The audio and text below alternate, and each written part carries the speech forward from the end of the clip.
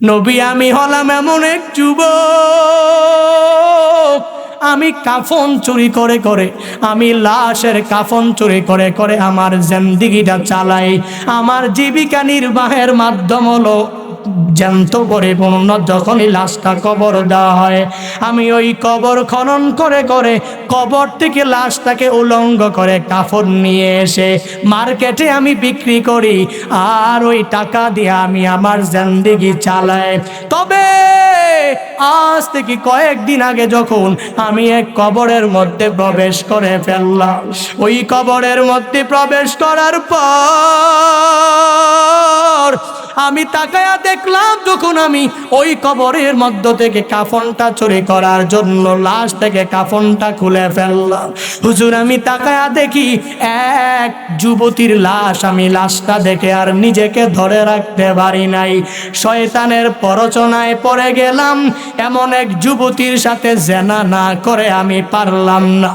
হুজুর আমি কবরের মধ্যে কাফনটা পরিপূর্ণ খুলে ওই যুবতীর সাথে আমি জেনায় লিপ্ত হয়ে গেলাম। হুজুর এখানেই শেষ না, আমি জেনার কাজ শেষ করে করে এই কাফনটা নিয়া যখন আমি কবর থেকে উঠতে শুরু করলাম, তখনই গাইবি আওয়াজ আমার মনে হলো আমার ওই বোনটা আমাকে বলতেছে, এরে যুবক কোন এলাকার তুই যুবক?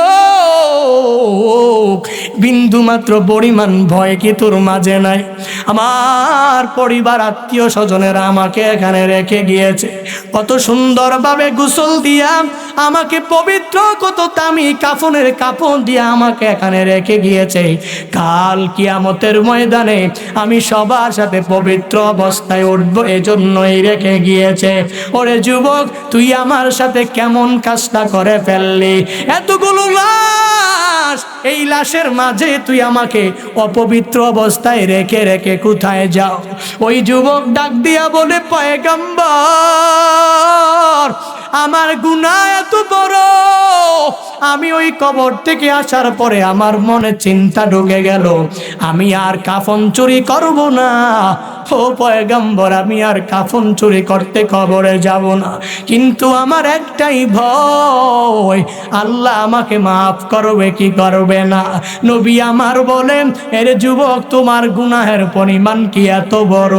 মানুষ কি এই পরিমাণ গুনাহ কি করতে পারে? যুবকের বুঝতে আর বাকি নাই, আল্লাহ মনে হয় মাফ করবে না। নবীর দরবার থেকে দৌড়াইয়া বিশাল এক পাহাড়ের চূড়ায় চলে যায়। পাহাড়ের চূড়ায় যাইয়া আমার মালিকের দরবারে শুধুমাত্র কান্না করে আর বলে, হে মালিক, সাহাবায়ে কেরাম সরায়া দিয়েছেন, নবীও আমাকে বলেছে বড় গুনাহ।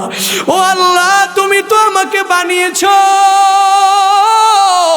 তুমি যদি আমাকে মাফ না করো আমাকে ক্ষমা করার মতো কেউ নাই।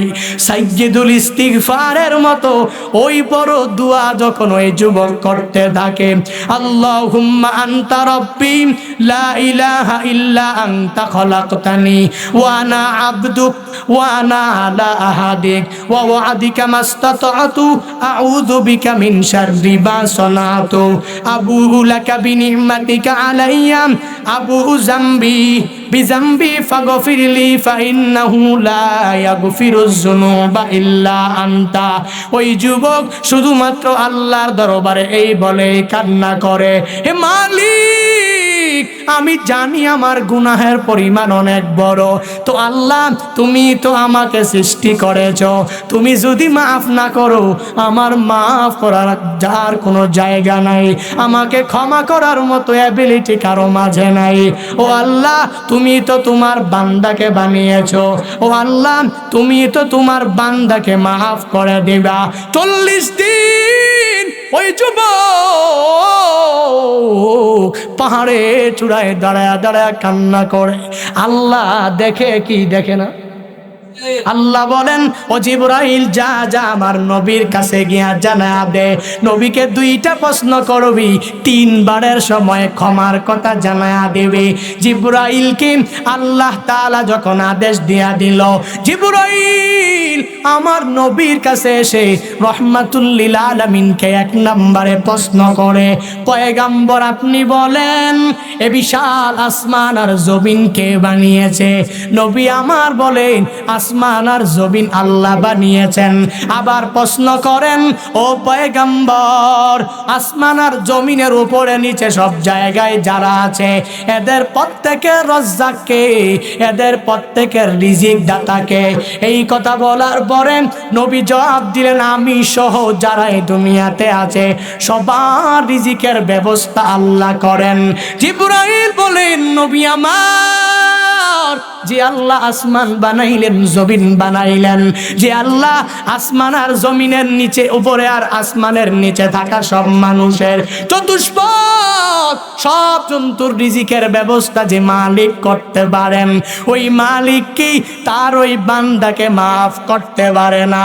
আপনি আপনার সাহাবীকে ওই যুবকের কাছে পাঠায়া দেন, আর যুবককে আল্লাহর পক্ষ থেকে ক্ষমার সুসংবাদ দিয়া দেন। এই কথা বলে জিবরাইল চলে যায়।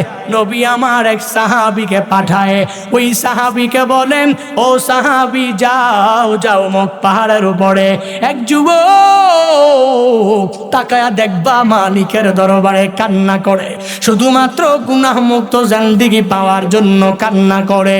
সাহাবী যুবককে পরিপূর্ণ ধরে যখন নবীর সামনে আনলেন, নবী আমার বলে, এর যুবক তুমি আল্লাহর দরবারে এমন কান্না করে আল্লাহকে এমন রাজি তুমি করে ফেলেছো।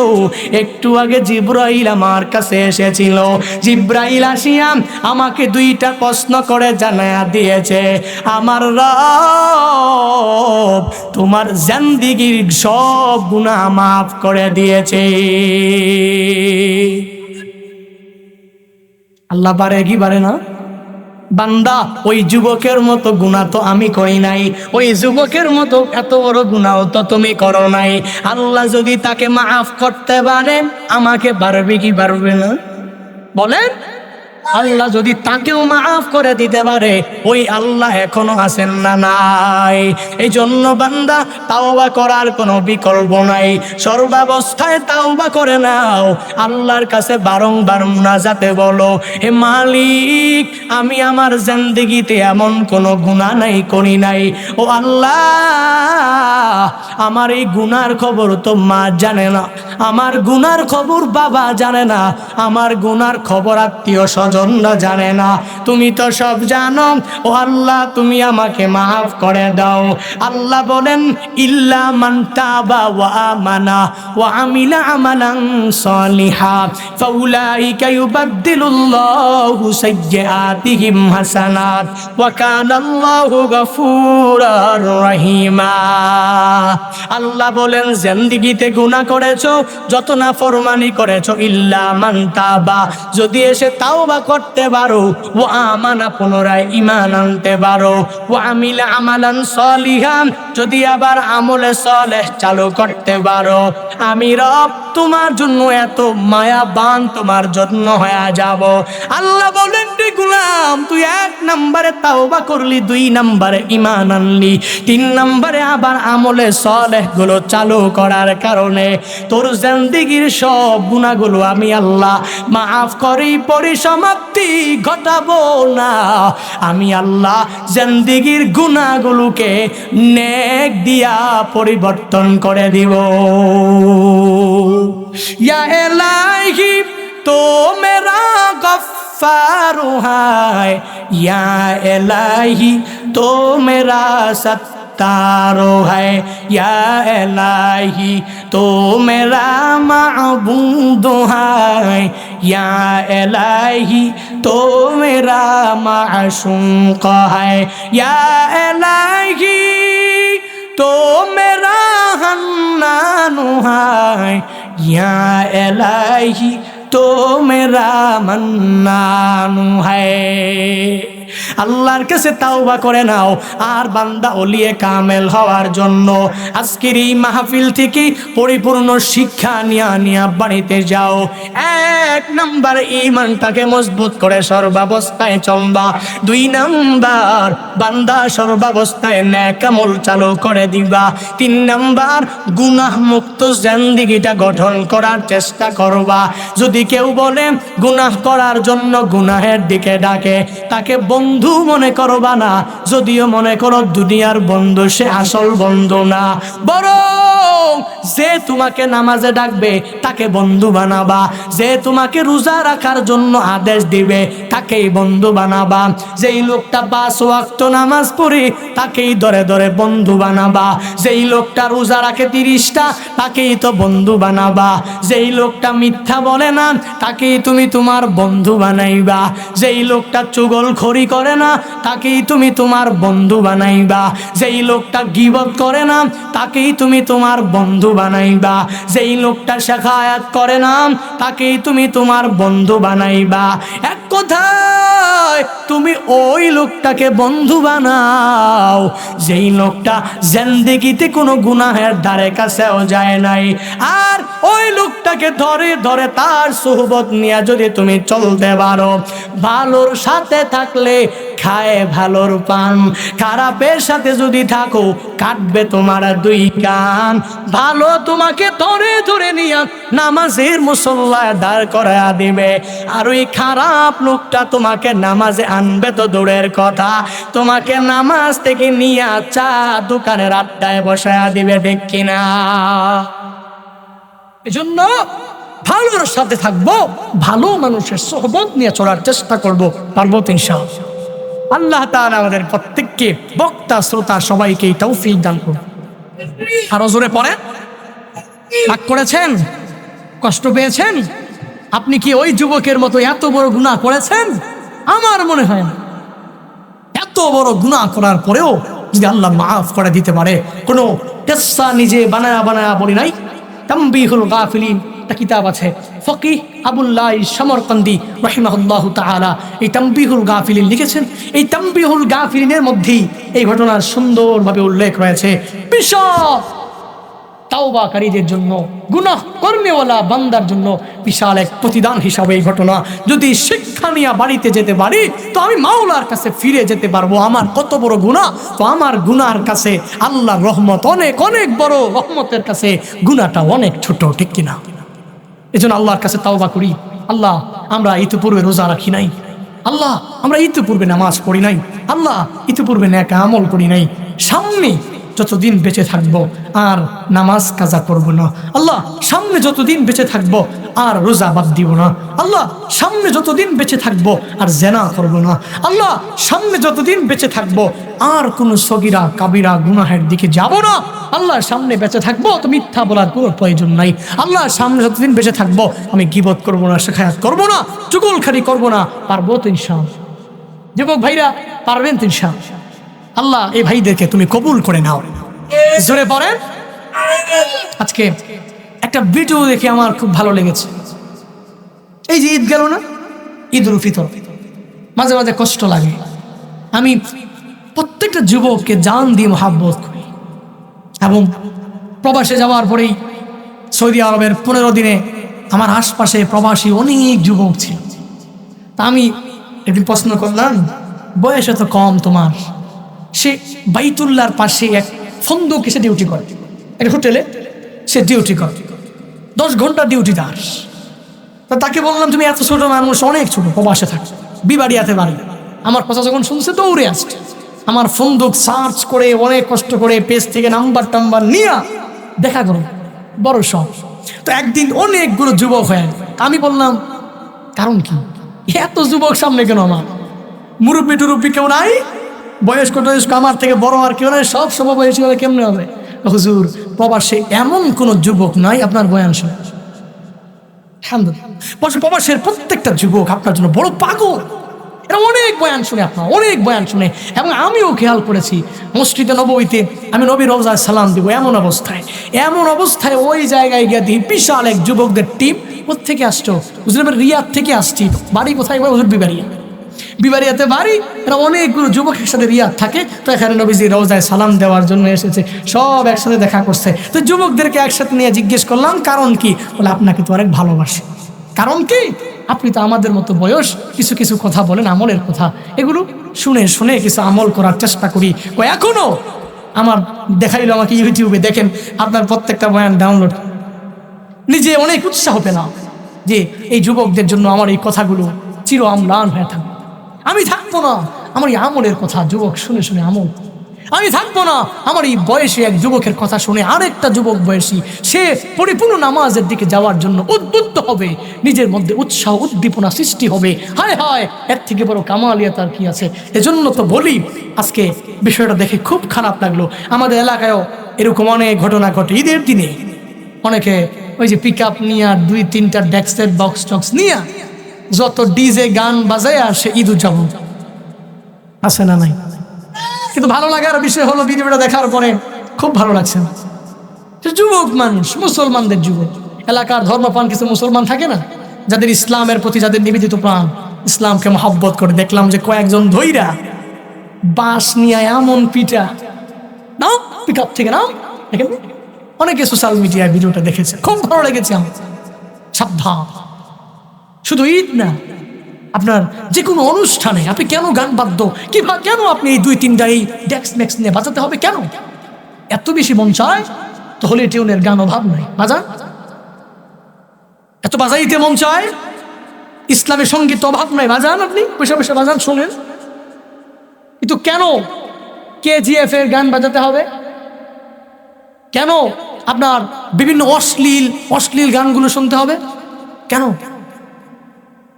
আপনি কি মনে করেছেন আপনি এভাবেই ভেসে ভেসে চলে আসছেন এখানে? না, আপনার ব্যাকগ্রাউন্ডে আপনার বাবা একজন মুসলমান ছিল, ব্যাকগ্রাউন্ডে মা মুসলমান, ব্যাকগ্রাউন্ডে ইসলাম আছে, ব্যাকগ্রাউন্ডে কোরআন আছে, কিতাব আছে, হাদিস আছে। এই জন্য যেটা মন চায় এটা হিন্দুরা করে, খ্রিস্টানরা করে, বৌদ্ধরা করে, এদের যা মন চায় তাই। তো আমি তো মুসলমান, আমি কেন করব? এরা যা মন চায় তাই করবো, তো আমিও যদি যা মন চাই তাই করি, তো এদের মধ্যে আর আমার মাঝে কোনো পার্থক্য রইল? কথা বলেন না কেন? না, আমি তো যুবক, আমি কি ইয়া শাবাব আল মুসলিম, আমি একজন মুসলমানের যুবক। আমার মতো ছিল আবু বকর, আমার মতো ছিল ওমর, আমার মতো ছিল মুআজ, মাস, এরা ছিল। আমি এদের মতো হব, এদেরকে আমার অনুকরণীয় আদর্শ বানাবো। সাহাবায়ে কেরামকে আমি নিজের ফলোয়ার বানাবো, তাদের ফলোয়ার আমি হয়ে থাকবো, এদেরকে পরিপূর্ণ তাবে বানাবো। এজন্য আল্লাহ তাআলা আমাদের প্রত্যেককে বুঝার মানার তৌফিক দান করুন।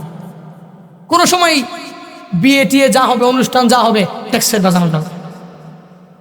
বিয়ের প্রথম দিনে যদি আপনি ট্যাক্স ডুক্স বাজায়া, ডিজে গান বাজায়া, এখন তো আবার হালাল ডিজে গান বের হয়েছে। হালাল ডিজে গান কোনটা? ও মুর্শিদ ও, হ্যাঁ আছে না, কি যেন একটা আছে না, এটা পুরো হালাল ডিজে গান বলে। এটা আল্লাহ মাফ করুন, সকলে পড়ি আমি, কিছুই বাজানো যাবে না। আপনি যা বাজান, বেশি ভালো না লাগলে ইসলামী সঙ্গীত বাজান। নিজের বিয়ের আর দাম্পত্য জীবনটা সুখময় করতে চান? আমি তো বলি আপনি অন্য কিছু করা লাগবে না, শুধুমাত্র সুন্নাহ অনুযায়ী বিবাহটা করেন যুবক ভাইরা, আর কিচ্ছু লাগবে না। আমি তো এক অবিবাহিত পারসন, তো যখন আমি বিবাহ করবো ইনশাআল্লাহ নিয়ত করেছি সুন্নাহ অনুযায়ী প্রত্যেকটা কাজ করব। দেখেন আমার সামনে এই যে মাহবুব ভিডিও করে, এত ভালো মানুষ, আমাকে বলেছে, ওয়াদা দিয়েছে যে হুজুর আমি বিবাহ করব, একদম বিলকুল পুরা যা আছে সব সুন্নাহ। ওই দিন আমাকে বলতেছে সুন্নতি কোনো ড্রেস আছে কিনা আমাকে। এভাবে প্রত্যেকটা মুসলমানের যুবক যখন বিবাহ করবে তো তার দাম্পত্য জীবনও সুখময় হবে। আর ওই ঘর থেকে যখনই একটা ছেলে আসবে, মেয়ে আসবে, তো ওটা মিজানুর রহমান আজহারির মতো হবে, ওটা হাফিজুর রহমান সিদ্দিকীর মতো হবে, ওইটা আশরাফ আলী থানভীর মতো হবে, ওটা বড় বড় স্কলারদের মতো হবে। যদি তুমি এইরকম না করে শুরুতেই যদি ঝামেলা দিয়ে শুরু করো, তো লা ফায়দা ফিহি, ওই ঘর থেকে সালমান শাহ আসবে, ওই বেয়াদব দিঘি কি যেন একটা আছে না, ওইটার মতো আসবে, বেয়াদব সানি লিওনের মতো আসবে, বেয়াদব পরিমণির মতো আসবে। ঠিক কিনা? সাবধান, সাবধান প্রিয় ভাই। আল্লাহ আমাদের প্রত্যেককে মাফ করেন, আল্লাহ আমাদের প্রত্যেককে জবান হেফাজত করার তৌফিক দান করেন, আল্লাহ প্রত্যেককে জীবনে একবার হলেও মক্কা মদিনা যাওয়ার তৌফিক দান করেন। যারা গিয়েছেন বারংবার বারংবার যাবার তৌফিক দান। আমরা যারা খুব করে বারংবার নিয়ত করেছি, আল্লাহ আপনি কবুল করেন। সবাই বলেন না আমিন, বলেন না। যদি কবুল হয়ে যেত হয়ে গেল আলহামদুলিল্লাহ। আল্লাহ জীবনে একবার হলেও দিদার যদি নসিব না হয়, মদিনায় নবী রওজার সামনে গিয়া সালাত সালাম পৌঁছানোর তৌফিক প্রত্যেকটা বাংলাদেশি, গরিব থেকে নিয়ে ধনী, প্রত্যেকটা মুসলমানকে তুমি তৌফিক দিও। বাইতুল্লাহ মাতাফে দাঁড়িয়ে রবের দিকে তাকিয়ে এই দোয়াই করেছি, আল্লাহ বাংলাদেশের মানুষ এই বাইতুল্লাহর জন্য অনেক পাপ। হায় হায় কি এক জাদু এখানে মিশে আছে, কি এক রওজা, এই রওজায় কি জাদু মিশে আছে। হায় মানুষ পাগল হয়ে যায়। এখন তো করোনা, হাজরে আসওয়াদে চুমু দেওয়া যায়। ভিডিও ক্লিপগুলো দেখলে মাঝে মাঝে চোখের অজান্তে পানি ঝরে, যে আমিও তো এক হাজি, আমিও তো এই হাজরে আসওয়াদে নিজের ঠোঁটে চুমু দিতে পারিনি। হায় হায় আমার ভাগ্যে হয়নি, কারণ করোনার কারণে তো বিশাল এক ডিস্টেন্স, অনেক দূর থেকে বিসমিল্লাহি আল্লাহু আকবার, জাস্ট এতটুকু আমরা দোয়া করি, আল্লাহ করোনা যা কিছু আছে মহামারী, তাদের অন্তরে যা কিছু ঢুকছে এই অন্তর থেকে সব কিছু পরিষ্কার আপনি করে দেন। বলেন আমিন। বাইতুল্লাহ, এখানে করোনা আসবে কোথেকে? হায় হায় না, কোশ্চেন কারো এখানে আসবে না, কেন এটা ঘর কাজ। এই ঘর যেখানে যে যাবে ওখানে নিরাপদ অবস্থায় থাকবে, অসুস্থ হবে তো দূরের কথা, ঠিক কিনা? বুড়া মানুষ হাঁটতে পারে না, এহরাম পড়তে পারে না, আরেকজনে পড়ায় দিচ্ছে। বাংলাদেশ থেকে তো এহরাম পড়া লাগে, এয়ারপোর্ট থেকে এহরাম পড়া। মাইন্ড করতেছেন আপনারা? রাগ করতেছেন? আমি আবেগ ধরে রাখতে পারি না আসলে, কি করব? শুধু ভাসে চোখে আমার, কি এক জায়গায় গেলাম রে। হায় বুড়া মানুষ হাঁটতে পারে, এহরাম পরে দিচ্ছে আরেকজন, এহরাম পরে উঠছে বিমানে। বিমানে হায় হায় অসুস্থ অসুস্থ একজন লোক, কে সে? ওই লোক এত অসুস্থ, বিমান পুরো চিন্তিত যে এই লোকটা যদি মারা যায়। কয়েকবার মাইক দিয়ে আনান হয়েছে যে এই লোককে, এই লোককে, এই লোকের কেফেলায় কে আছেন না আছেন, উনি খুব অসুস্থ, মনে হয় মারা যাবে। হায় হায় কি খানা, এই অসুস্থ লোকটা বিমান থেকে নামার পরে জেদ্দাতে গেছে, জেদ্দা থেকে নামার পরে বাসে উঠছে, বাসে উঠে বাপ্পায় গিয়েছে। হায় হায় আমি দেখলাম এই লোক টকবকে যুবকের মতো তাওয়াফ করছে। এটাই খেলা, এটা বাইতুল্লাহ, এটা মক্কা, এটা পবিত্র শহর। যে যাবে ওখানে অনেক অসুস্থতা নিয়ে যাবে, সুস্থ বানিয়ে দিবেন কে? আমি আমার পার্সোনাল একটা বলি, আমার ব্যক্তিগত একটা কথা, আমি বিভিন্ন বাড়িতে খানা খাওয়ার কারণে গ্যাস্ট্রিকের প্রবলেম করে, স্বাভাবিকভাবেই খানা না খাইলে মানুষ রাখ। এই যুবক ঘড়ি দেখতেছে, অনেক রাত হয়ে গেছে যুবক না, হ্যাঁ ঘড়ি দেখতেছে, রাত হয় না, কিসের রাত, কত রাত গেছে এমনি গাইতে গেছে, ঠিক কিনা? ও আচ্ছা, ফজরের দিকে খেয়াল রাখে। ইনশাআল্লাহ সবাই ফজর পড়বে তো, পড়বেন তো ইনশাআল্লাহ। আচ্ছা আমি সব ওয়াদা করাই দিই, শেষ করে দিই এই ঘটনা। আমার ব্যক্তিগত একটা ঘটনা, সেটা হলো আমি গ্যাস্ট্রিকের ওষুধ প্যান্টোনিক্সের একটা পাতা, এটা আমার কাছে সবসময় থাকেই, সবসময় থাকে, প্রতিদিন একটা দুইটা খাওয়াই লাগে প্রোগ্রামের সময়। 1 তারিখ 1 এপ্রিল ছিল আমার লাস্ট প্রোগ্রাম, মানে পরের দিন রমজান, ওটাই ছিল আমার লাস্ট প্রোগ্রাম বাংলাদেশে। কি হলো, আমি 1 তারিখেও গ্যাস্ট্রিকের ওষুধ 2টা খাইলাম একদিনে। কিন্তু মালিকের কুদরতের কি কারিশমা, আল্লাহু আকবার। আমি প্যান্টোনিক্সের 2টা পাতা নিলাম, আমার লাগে না, আমার লাগবে, ওখানে গেলে এগুলো পাইতে খুব দুষ্কর, পাওয়া যায় না। আমি এই প্যান্টোনিক্সের পাতা নিয়ে 15 দিন পর্যন্ত মক্কা মদিনায় থাকলাম। গ্যাস্ট্রিক কি, গ্যাস্ট্রিকের ঔষধ কি, ওটা আমি ভুলে গিয়েছি। এই জিনিসটা খুব অন্তর নাড়া দিয়েছে আমার। হায় হায়, এ কেমন জায়গা, কেমন জায়গায়। যদি বলেন যে হুজুর না ওরা তো খুব ফ্রেশ খাবার খায়, এজন্য হয়তো না। আমার সাথে আর কয়েকজন, ওনাদের আগেও যেরকম ছিল এখনো প্রায় একটু একটু গ্যাস্ট্রিক আছে, সে মাঝে মাঝে খাইতো 2-3 দিন পর একটা একটা। কিন্তু আল্লাহর কি কুদরতের কারিশমা, এই বান্দা 15 দিন যে ডেলি একটা করে খায়, 15 দিন গ্যাস্ট্রিক কি সে ভুলেই গেছে। এটাই রবের খেলা, এটা মক্কা।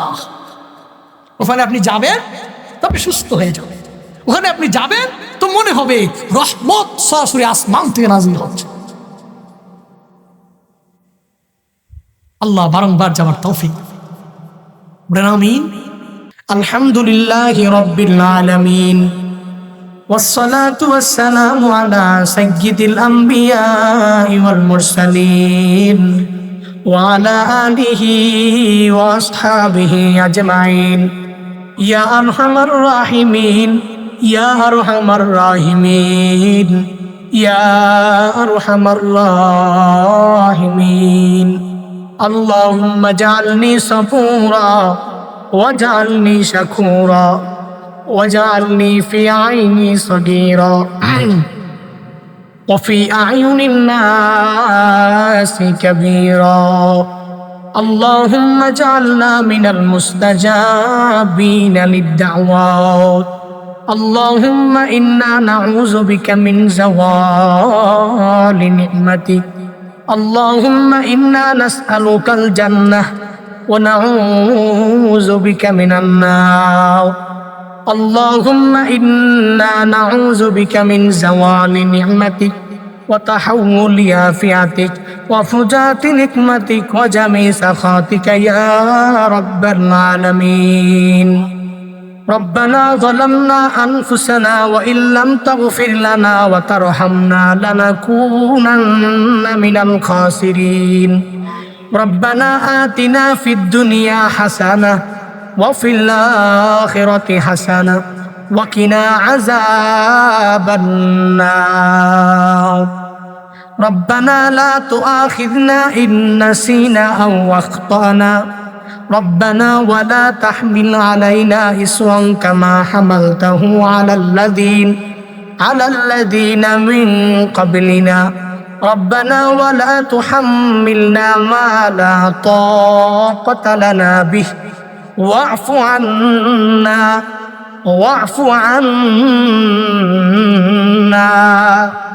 واغفر لنا وارحمنا أنت مولانا فانصرنا على القوم الكافرين ربنا إننا سمعنا مناديا ينادي للإيمان أن آمنوا بربكم فآمنا ربنا فاغفر لنا ذنوبنا وكفر عنا سيئاتنا وتوفنا مع الأبرار ربنا وآتنا ما وعدتنا على رسلك ولا تخزنا يوم القيامة إنك لا تخلف الميعاد رب ارحمهما كما ربياني صغيرا رب ارحمهما كما ربياني صغيرا ওরে দয়ার মালিক কুদরতের নজর দিয়া তাকায়া দেখেন রে আল্লাহ হায় আল্লাহ এই ময়দানে আপনার কত আশিকিন বান্দা হাজির আপনার কত জাকিরিন শাকিরিন মুসলিম বান্দা হাজির হায় আল্লাহ আপনার এই বান্দাদেরকে নিয়ে আমি গুনাহগার আমার মতো গুনাহগার কেউ নাই আয় আল্লাহ জিন্দেগির রাশি রাশি পাহাড় পরিমাণ গুনাহ নিয়ে আপনার এই বান্দাগুলোকে নিয়ে গভীর রাত আপনার দরওয়াজায় ফিরে আসলো ও আল্লাহ জিন্দেগিতে এমন গুনাহ করেছি যেই গুনার খবর মা জানে না যেই গুনার খবর বাবা জানে না যেই গুনার খবর আত্মীয় স্বজনরা কেউ জানে না আয় আল্লাহ আপনি তো সব জানেন আয় আল্লাহ আপনার দরওয়াজায় আমরা সবাই ফিরে আসলাম জিন্দেগির সব গুনাহগুলো মাফ করে দেন আল্লাহ ওরে দয়ার মালিক এই ময়দানে 3 শ্রেণীর লোক নিয়ে তোমার দরওয়াজায় হাত বাড়াইলাম কারো জনম দুঃখিনী মা নাই কারো আব্বা দুনিয়ায় বেঁচে আছে রে আল্লাহ কারো আব্বা নাই আম্মা দুনিয়ায় বেঁচে আছে রে আল্লাহ কেউ এরকম এতিম মাও নাই বাবাও না। আয় আল্লাহ যাদের মা নাই, মার কবর তুমি জান্নাতের বাগান বানাও। ও আল্লাহ যাদের বাবা নাই, বাবার কবর তুমি জান্নাতের বাগান বানাও। ও আল্লাহ মাহারা কত এতিমের দল এই গভীর রাতে চোখের পানি ফালায় আমার জন্য কান্না করে। ও আল্লাহ এই গভীর রাতে বাবা হারা সন্তানেরা কান্না করে। আয় আল্লাহ নিজের মার জন্য, বাবার জন্য, আয় আল্লাহ এই কান্নার পানিগুলো আপনি ফিরাইয়া দিয়েন না রে আল্লাহ। ও আল্লাহ এরা তো এমনিতে এক নম্বরে মা হারা, আবার তারা তো বাবা হারা। আবার তুমি ফিরাইয়া দাও,